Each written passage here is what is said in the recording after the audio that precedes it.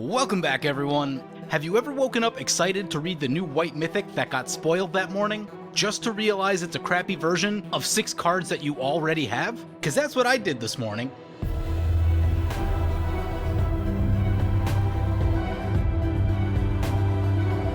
Introducing Starnheim Unleashed. Now before we get going, I'll be completely honest that some of my feelings are misplaced anger toward Divine Gambit, and we'll talk about that pile of trash later. But for now, let's talk about Starnheim Unleashed. So 4 mana to create a 4/4 white Angel Warrior creature token with flying and vigilance. If this spell was foretold, create X of those tokens instead, and the foretell cost is XX white.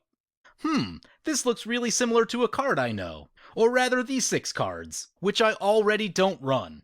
Yeah, my heart sank as I read the card. I realized that they basically just took an old card and slapped a new mechanic on it. For all intents and purposes, it's essentially Entreat the Angels. And so, the problem I have is that they keep telling us that white cards are going to get better. This is clearly not a step in that direction. And to me, it's super frustrating, because this design is just lazy. There are multiple ways that this card could have been made good for Commander and for Standard, or they could have just used a different design entirely, again because there are 6 or 7 other cards that already do this. So anyway, after looking at this card all day, I've thought about it quite a bit, and I realized that the problem with this card is the card type. It's a sorcery. White has no ability to search for sorceries, no ability to get sorceries back from the graveyard, no ability to copy them. Sorceries are essentially the worst card type for white. Just about everything else they have some way to interact with and take advantage of a card being a certain type, not sorceries. So the first thing that came to mind for me is, what if you make it an instant?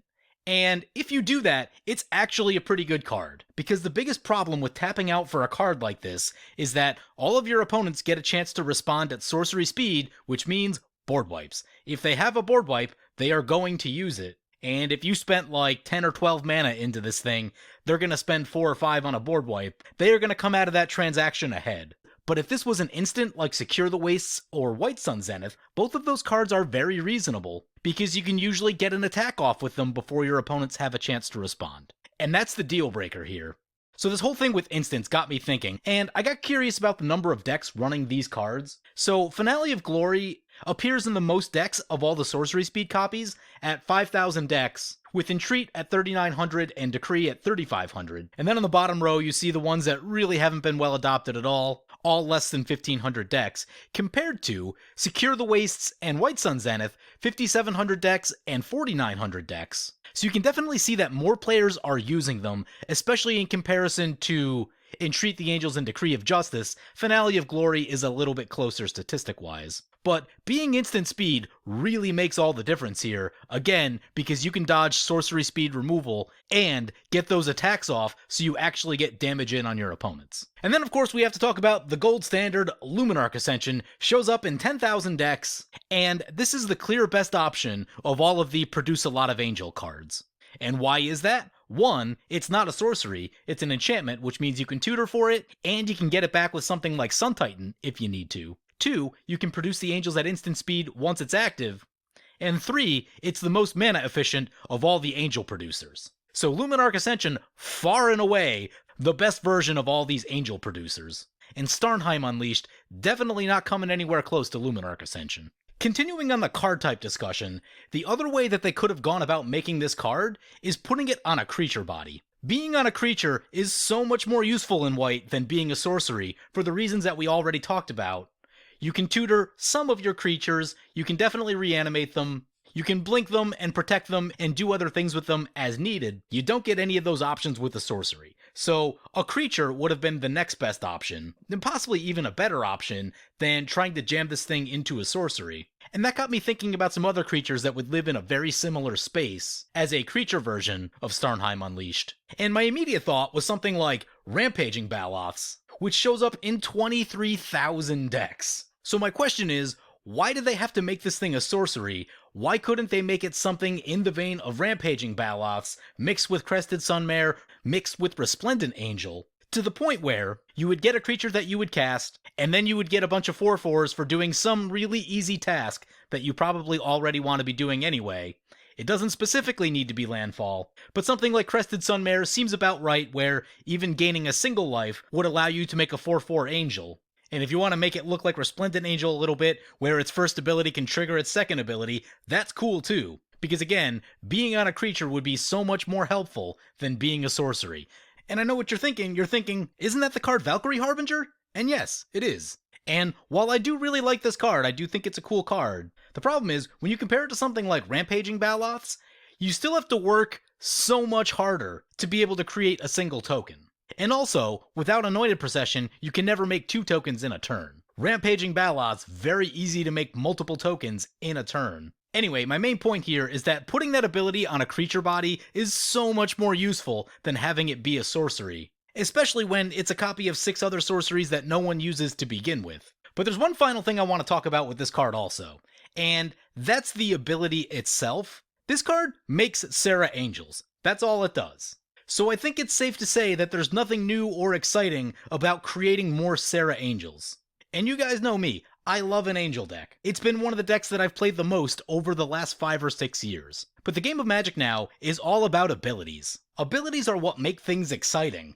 You don't play Avacyn because it's an 8/8 with flying and vigilance. You play it because that indestructible ability is really cool. Chancellor of the Annex, Angelic Arbiter, same sort of thing. You don't play them because they have flying, you play them because they are really nasty against your opponents. Achroma, Vision of Ixidor, really cool keyword ability. And Karmic Guide, a fantastic piece of reanimation. Again, that creature body making it really cool, which makes it much better than something like Miraculous Recovery, Resurrection, or Breath of Life. So yeah, abilities are important, and abilities are what make things fun and exciting.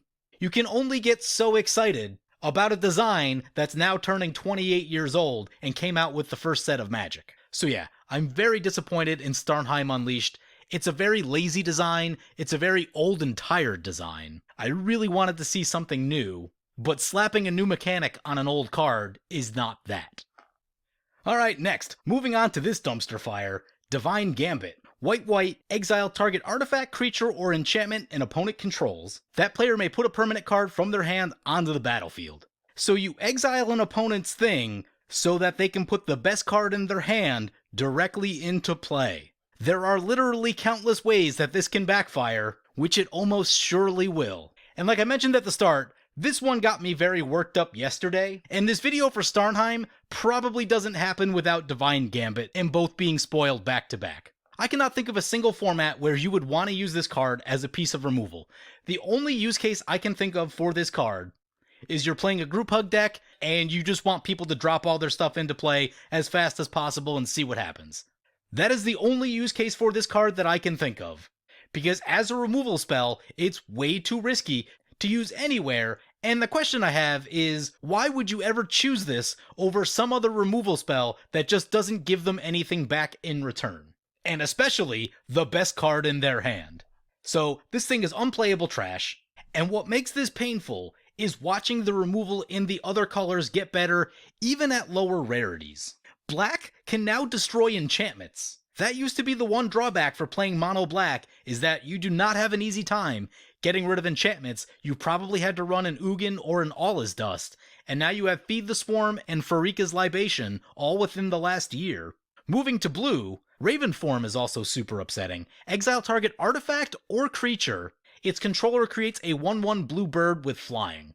So this one bothers me because artifacts are supposed to be a weakness of blue. You just gave them a reasonably costed removal spell to now be able to deal with artifacts. And it's exile nonetheless. But the biggest problem really is that it's artifact or creature, which means that there's no reason not to run this card. If it was artifact only, you would have to make a choice during deck building that's like, well, I have to run this kind of inefficient card if I want to be able to deal with artifacts. And maybe you would, maybe you wouldn't, but the fact that it's artifact or creature means you just run the card. Sure, it's sorcery speed, it's a little bit slow at 3 mana, but Raven form is definitely going to show up in mono blue decks, because it solves a problem that blue decks have. Moving on from that, we have Balls Trickery, a really interesting card that I've had to read a lot of times. Essentially, you counter the spell, and you exile cards until you hit a non-land card, and then they cast that spell. I'm not saying you want to use this everywhere, but there are definitely certain situations, especially like against high-power combo decks, or someone trying to resolve a Torment of Hellfire, any similar really big spell that's looking to end the game, or something like Ad Nauseam Thassa's Oracle.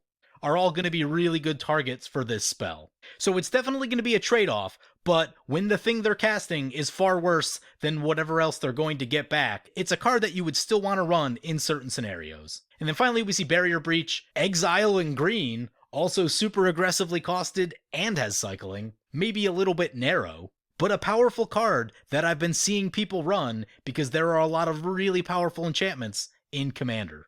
Oh, and it's an instant.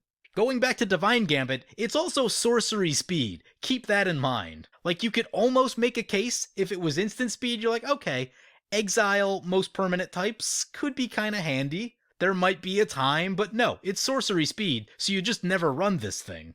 And before I forget, the second sentence of that card, that player may put a permanent card from their hand onto the battlefield. I'm pretty sure that's outside the color pie in white. I don't think there's any other white card that does that. That's typically a red effect, where you do something and then something kind of random happens, a lot like Balls Trickery.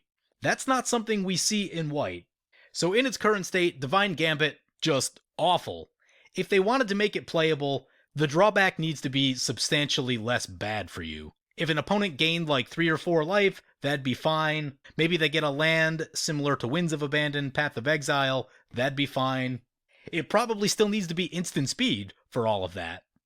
Oh, and by the way, of all the cards on this page, that's the only one with double pips, and is objectively the worst card of the bunch. And so, like, I wouldn't even be upset if this were some precon level removal spell where, like, they just overcosted it. Then I would be like, okay, it's used for standard, it's used for draft, okay, I get it, this card isn't for me. But it looks like the intent was to make a powerful removal spell, based on the casting cost, based on the drawback, and then also based on just, like, the name of the card and the flavor text and everything else. The feeling I get from this card is that they were really trying to make this a thing. So Divine Gambit, just a terrible, terrible card design, basically unplayable just about everywhere. And it's frustrating, it makes you wonder what they're thinking. It fills me with so many questions that I know I'm just never going to get answered. Who thought this was okay? Anyway, I didn't want to have to make a video like this. I really wanted something more in a positive light, and it's just hard after seeing both of these cards back-to-back days. Now, the one thing I did take a peek at, it looks like there are 4 monocolor mythic rares for red and for green, and only 3 of them have been spoiled for white, so I do think there's another mythic rare spoiler coming. And I'll tell you guys what, if that last white mythic rare is really powerful and a problem-solving card for white, in that it helps mana ramp, card draw, or to proactively win the game, then I'll take this video down. So I mean, the reason I do these videos is because I want good white cards, and if they deliver one on that last mythic rare, I will happily take the video down. But we can only hope, and based on what I've seen so far, there are some really cool cards in the set, but the mythics do leave a bit to be desired. I'm going to talk more about other spoilers in another video. There are some cards that I do really like, but I just wanted to get the feelings off my chest for this particular video. So anyway, I'm going to wrap it up there. Hope you guys enjoyed this video. As always, feel free to comment, like, or subscribe. Thank you for watching.